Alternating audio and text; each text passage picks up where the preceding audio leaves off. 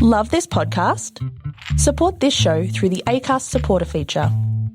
It's up to you how much you give, and there's no regular commitment. Just hit the link in the show description to support now.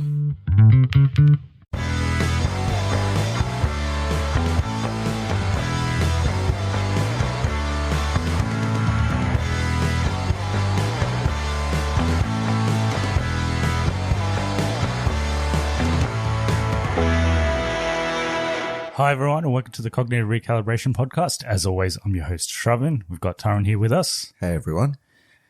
This week we're going to do something a little bit different. Since there are no new movies or new TV shows or really anything to talk about this week, we thought we'd do a Guess the Film rating episode. So I'll explain what that means. So that means I'm going to go through the synopsis of a film and that's all I'm going to say. And then you, the audience, as well as Tarun, will try to guess what the movie is firstly, then what the rating of that movie is. Rating being, we're looking at Rotten Tomatoes rating, so just percentage rating of what you think the film has on Rotten Tomatoes. I'm looking at the critics rating, but I've also got the audience one in case you guys get closer to the audience one than the critics one. And then also the budget and the box office of those movies. I went to a random film picker website and I just picked 10 films from post 2010. Most of them seem to be closer to the lower bound of the years rather than the upper bound. So they're sort of 2010, 2011, 2012 sort of range. And they range in different, range between different genres. So some of them are superhero movies, some of them are just other movies, and they're ranging in quality as well. You'll see a wide range of ratings. Ready to get started? Yeah. All right, we'll start with a nice, easy one. You should get this one. Avengers, 89%. No. Well, I haven't told you the synopsis yet, but you're not far off. This is a synopsis. Abandoned by his parents and raised by an aunt and uncle, teenager Peter Parker is trying to sort out who he is exactly and what his feelings are for his first crush, Gwen Stacy. When Peter finds a mysterious briefcase that is his father's, he pursues a quest to solve his parents' disappearance. His search takes him to Oscorp and the lab of Dr. Kurt Connors, setting him on a collision course with Connor's alter ego, the Lizard. Okay, so this is a pretty easy one. Yeah, it's the Amazing Spider-Man one. Amazing Spider-Man 2012. What do you think the Rotten Tomatoes rating is? What's our margin of error? Because it's basically impossible to guess the exact one. Maybe 10%? Oh, okay. It's 70%. Okay. The critics rating is 72%. Yeah. The audience rating is 77%. I knew it. So what do you think the budget is?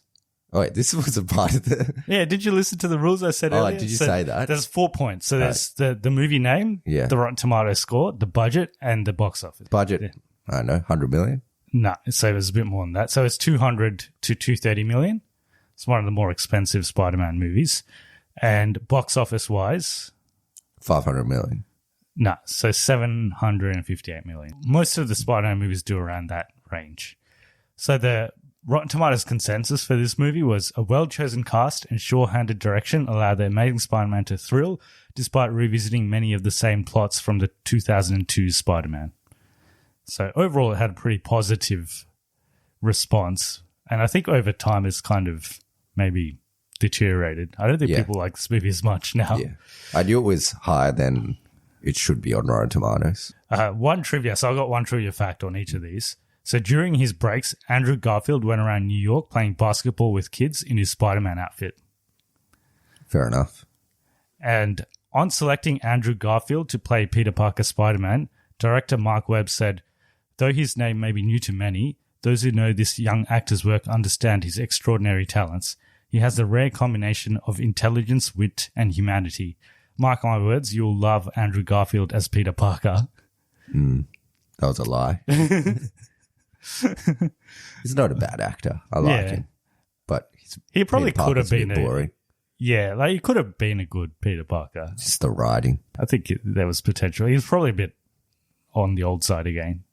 How old was he? Like 30 when they did the movie? Yeah, maybe. Yeah. That was a good one. So you pass that one. Gets harder from here. I'm going to get all the box offices and the budgets wrong, but I'll get everything else right. So you can back yourself to get the ratings. Yeah. You got 10 movies to get through. Second one.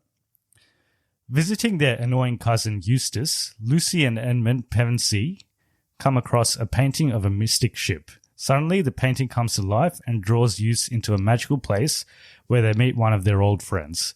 Their friend is on a quest to save 7 lost lords of Telmar, whose swords will save the kingdom from an evil green mist that enslaves men's minds and bodies.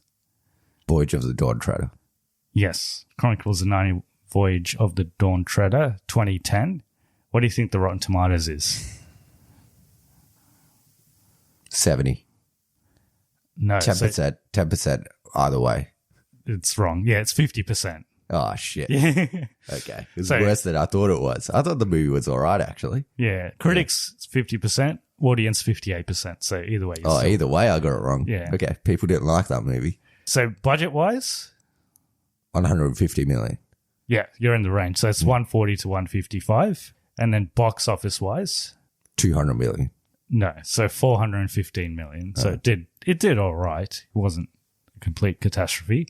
Obviously, listeners, you play along as well. So you see how many you can get right. Maybe you'll guess more than Tarun. I'll get every movie right. I'll get the synopsis right. 100%. Yeah, you don't know what movies are coming up yet, though.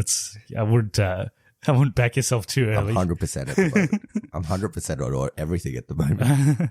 The Rotten Tomatoes consensus is its leisurely business-like pace won't win the franchise many new fans, but Voyage of the Dawn Treader restores some of the Narnia franchise's lost luster with strong performances and impressive special effects. That doesn't sound like 56%. Yeah, it does. Yeah. It sounds a bit better than that. Yeah. Trivia-wise, so after the Chronicles of Narnia, Prince Caspian did not fare as well as expected at the box office. The Walt Disney Company decided for budgetary and logistical reasons not to co-produce or co-finance this or any of the following chapters of the Narnia series.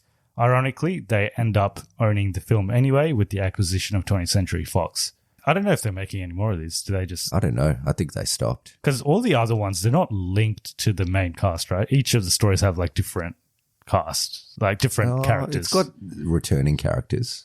Does Eustace It's got the come same. back? It's got like the same family that keeps coming back. But the older ones don't come back, right? Yeah. I think But they do at the end. Have you read all of them? Nah. All right. So that was the second one. Pass that one because you guessed the movie. And actually, And do you box pass office. it? I guess the box office as well. No, If you you get did it. 2. Yeah, I did. I guess the box. No, I guess the budget. Yeah, okay. So I got if you 2 get- out of 4. So that's a pass. Yeah, so you pass. If you get 50% of them, you pass. So you Yeah. passed the Up first to two. 2 ticks. Yeah. All right. Number 3. So they get harder as you go on. Number 3.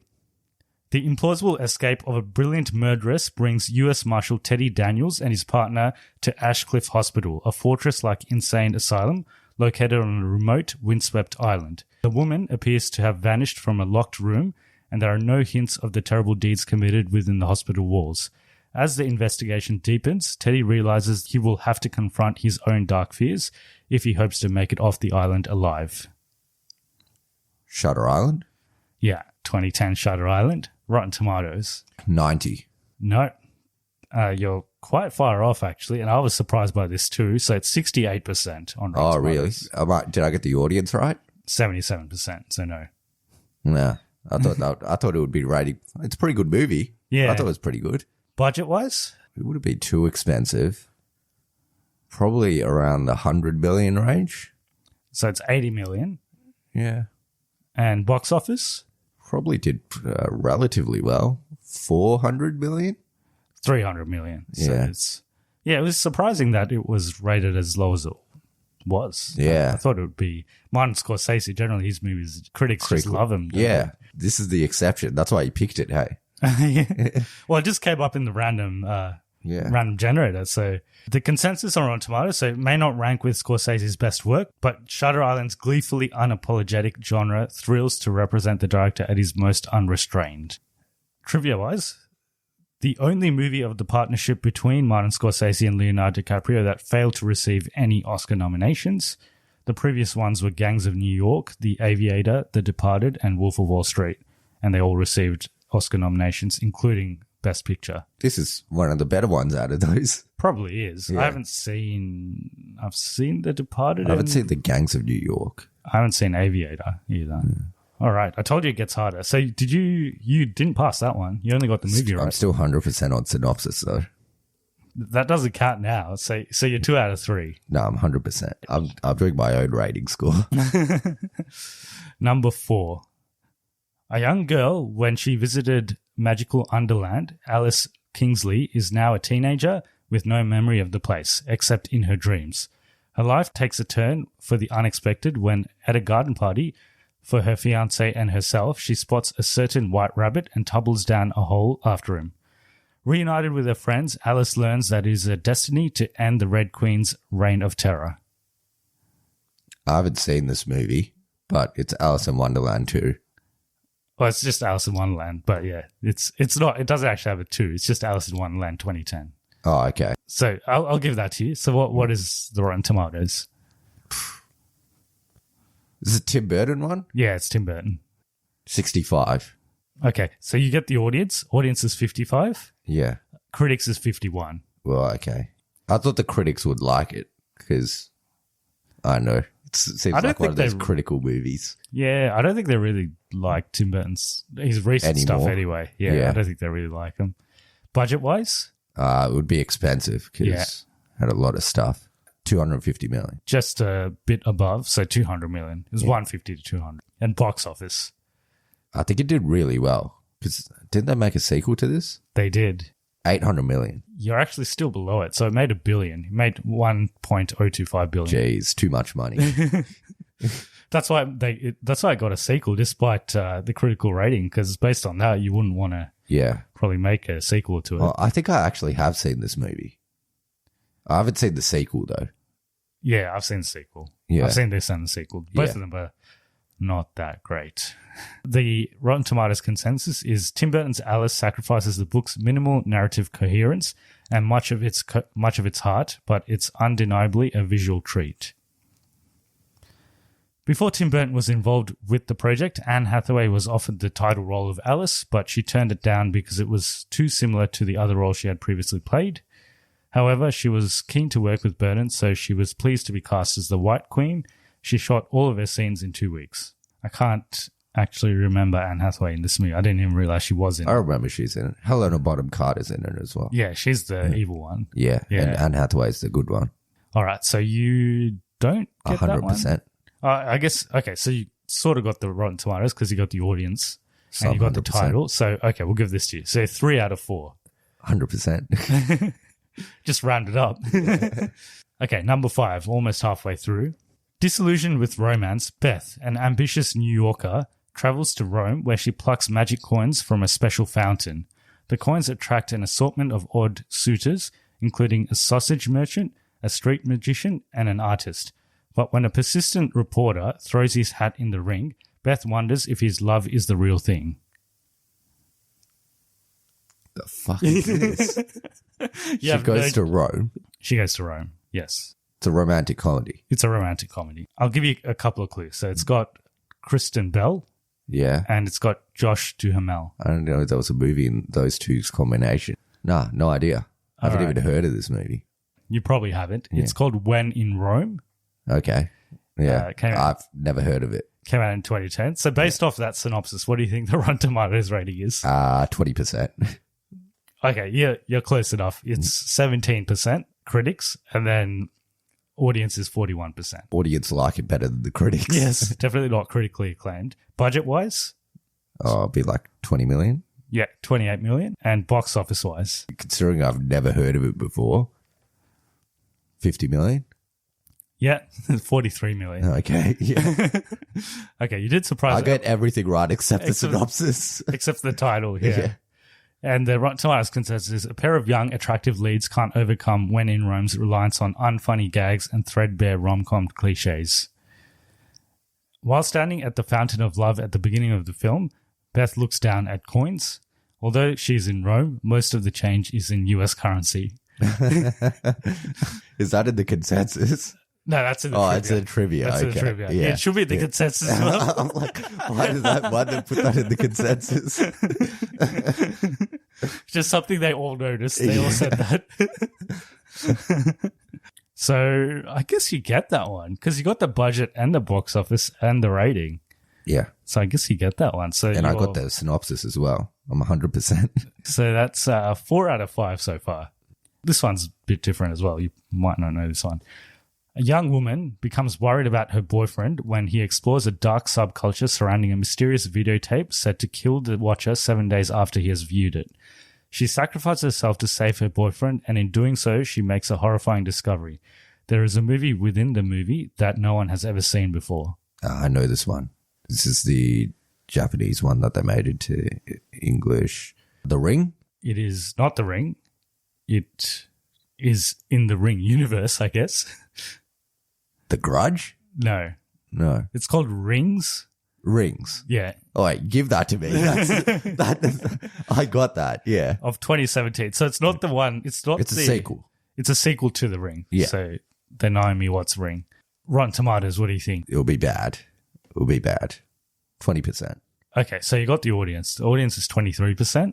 Yeah. The critics is It's 8%. less than that. Yeah. 8% for critics. So, yeah, not good.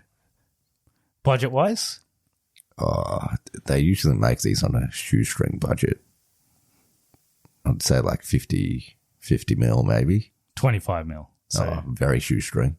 Very shoestring. And box office? I reckon it's still made a profit. 80 billion. 83 million.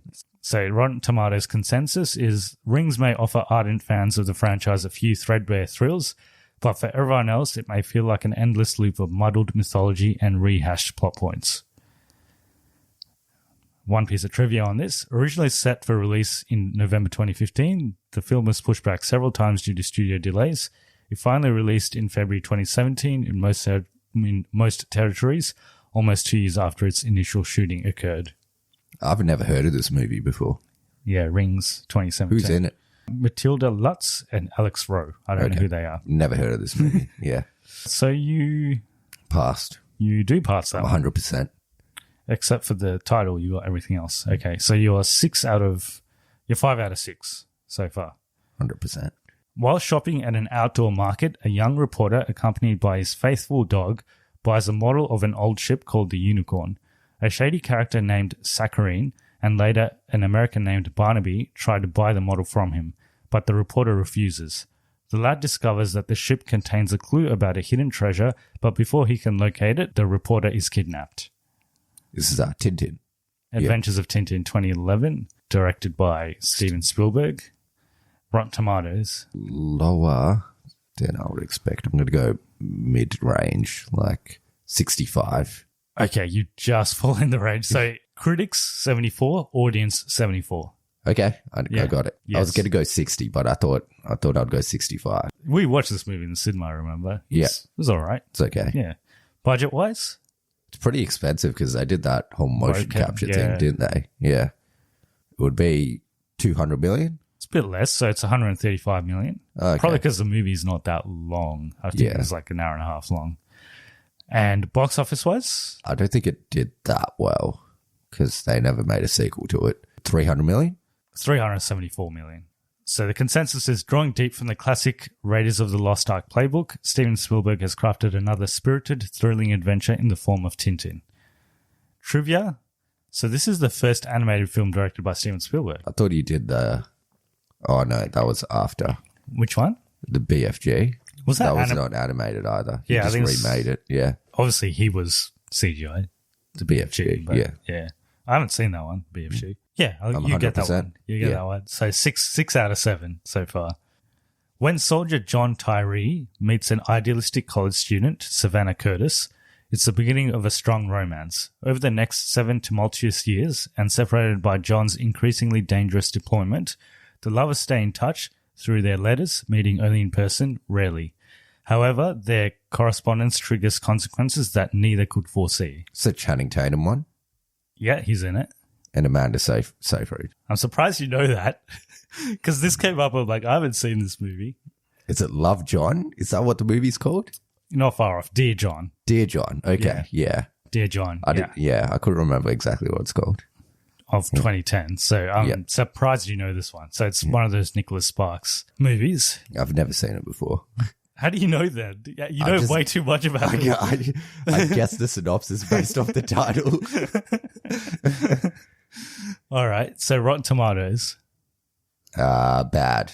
30%. Yeah, 28% critics, 55% audience. Budget, Low. 50 million. 25 million. Oh, okay. So it's even lower than you thought. And box office, Pretty good, I think, given that it was 25 million. I think like 300 million. nah, 115 million. Oh, okay. Yeah. Still made a profit. Built from many of the same ingredients as other Nicholas Sparks tearjerkers, Dear John suffers from its cliched framework as well as Lasse Hallström's curiously detached directing. Is the consensus? And trivia, on its opening weekend in the United States, it went on to become number one, becoming the film to finally end the reign of James Cameron's Avatar, which sat at the top of the box office for 7 consecutive weeks. This was that famous movie. Yeah, this was the one that This is the dethroned one that- Avatar. Yeah. Dear John. So that one, yeah, we'll give it to you because you got the Rotten Tomatoes and you almost love John, Dear John. Yeah. Yeah. We'll give it to I'm you. 100%. So that's 7 out of 8. Number 9. 2 more to go. You're doing way better than I thought you would be doing. I thought Dear John would be one you definitely wouldn't get, but somehow that Rome one, that was... The Rome one I've, frankly never heard. I still don't know what it is. Yeah. So let's see if you get this one. As the Eisenhower era draws to a close, journalist John Kemp decides that he's had enough of New York and takes a job in Puerto Rico. There he becomes obsessed with Chenault, the fiancée of a shady businessman named Sanderson, who wants to turn the pristine island into a capitalist paradise. Recruited by Sanderson to write an article that praises an unsavory deal, Paul must decide if he will use his talents to help Sanderson or bring him down. No idea. Never heard of this. Have you heard of this? Yeah, I've heard of the movie. I didn't know this was a story of the movie. Okay. Who's in it? Johnny Depp. Okay. Does it have what's her name? Angelina Jolie? No. Okay. No, don't know. So it's called The Rum Diary, Oh, okay. Yeah. 2011. I've heard of it, but I didn't know this was what the story was. Rotten Tomatoes wise, 50? yeah, 51%. Yeah. Critics, 51%. Audience, 36%. So this is one instance where the critics liked it more than the audience, interestingly. Budget wise, I know. It seems like they went to some exotic places to film it. Maybe like 50 million? yeah, 45 million. Yeah. And box office, I don't know if anyone saw this movie. Like 80 million? no. This was a real disaster, so it made 30 million. Oh, okay. So absolutely no one went to see this movie. The Rotten Tomatoes consensus is it's colourful and amiable enough, and Depp's heart is clearly in the right place, but The Rum Diary fails to add sufficient focus to its rambling source material. And trivia? So Johnny Depp suspended his sobriety for this film in order to experience the effects of the liquors depicted. Maybe he didn't stop after the movie. And this is also the movie where Johnny Depp met Amber Heard. Oh, okay. Yeah. She's in this movie. Yeah, she's in this movie. So it's kind of the movie that ruined his life in a way. So you got the Rotten Tomatoes and you got the budget. You didn't get the box office or the title. So we'll still give it to you. So 8 out of 9. Number 10. So we're in the last one. I'll be interested to see if you get this one. This is pretty obscure. His faith broken by many years fighting in the Crusades, a knight named Berman returns to Europe and finds it's ravaged by the Black Plague. A dying cardinal orders Berman and his friend Felsen to take an accused witch to a remote abbey where monks will destroy her powers and end the pestilence. As Berman and the 5 comrades undertake the dangerous journey, they come to realize that the prisoner is no ordinary girl and evil forces await at the destination. No idea. Have you heard of this before? Not really. Who's in it? If I tell you that, you'll probably get it. So the one and only Nicolas Cage is in it. Is it Journey to Witch Mountain? No. Something to Witch Mountain? No. No. There's no mountain in it. Witch something. It's called Season of the Witch, Oh, okay. 2011. Yeah. Is there a movie called Journey to Witch Mountain? There might be. Okay. Yeah. Yeah. There's a Journey to Something Mountain. I don't know. It might be Witch Mountain. Yeah. Yeah. I don't think that has... Does that have... I'm going to look this up now. I'm interested. There's Journey... Okay, Journey to Witch Mountain. There is a movie. Journey to Witch Mountain starring... Oh, it's Race to Witch Mountain. Oh, okay. Race to Witch Mountain starring Dwayne Johnson. Anyway, after that slight sidetrack. So this one's called Season of the Witch in 2011. What do you think the Rotten Tomatoes is? Not good, like all Nicolas Cage movies. 20%. Okay, you're just within the range of both, actually. So critics-wise, it's 11%, and audience-wise, it's 30%. So there's some people that might still enjoy it. We might still enjoy it. Budget-wise? 80 million. No, 40 million. So it's I lower. thought it would have like CGI or something in it. I don't know. I haven't seen Probably this does. movie. Yeah. Probably does, but it's probably not very good. Yeah. The budget was 40 million. And box office, 60 million. 91 million. So it's, Oh, yeah. yeah. People went to watch it. Nicolas Cage has fans. The Rotten Tomatoes consensus is slow, cheap-looking, and dull. Season of the Witch fails even as an unintentional comedy. And trivia. So it's directed by Dominic Senna with extensive uncredited reshoots by Brett Ratner. Oh, yeah. Yeah. And Nicolas Cage learned to ride a horse for this movie. Okay. Yeah. Fair enough. Is it like a period piece? Yes. It's like a medieval. Apart from Nicolas Cage, it's also got Ron Perlman as well. Oh, okay. Never seen it before. I haven't seen most of these movies on this list. Yeah.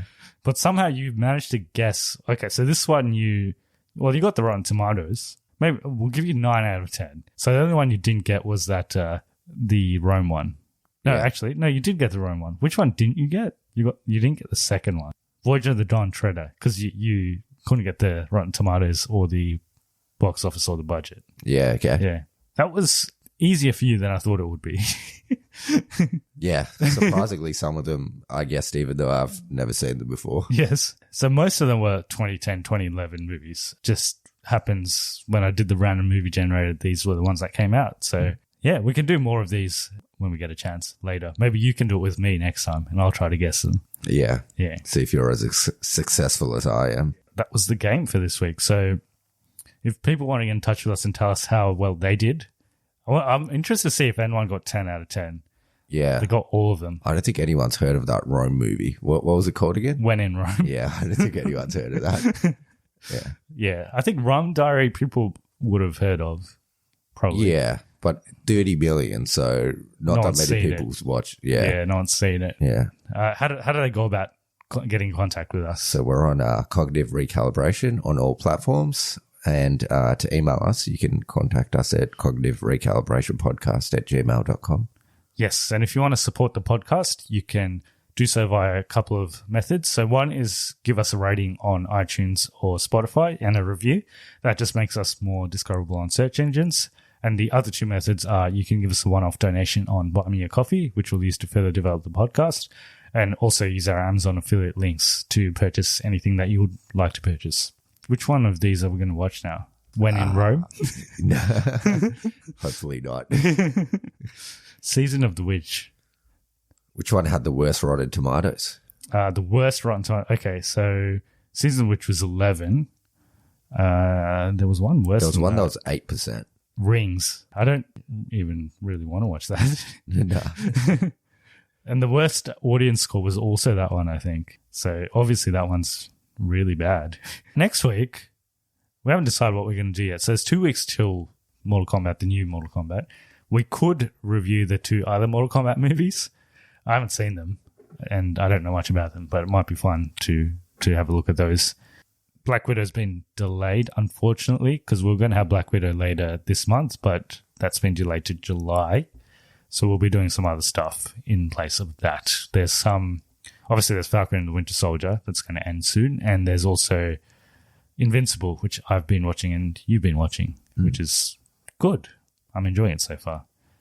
I think the end of the first episode was the best. And then since there, it's been it's okay, but not much has really happened that much. We'll see what happens from here. Yeah. There's only 2 more episodes, right? Or 3 more episodes. I don't know. 3, I think, maybe? I think there's only 6 or something. 6 or... it's either 6 or 8 episodes. Yeah. Cool. Okay. Hope you guys had fun listening to us in this episode, and hope you're all staying safe as well, and we'll see you guys next time. See ya.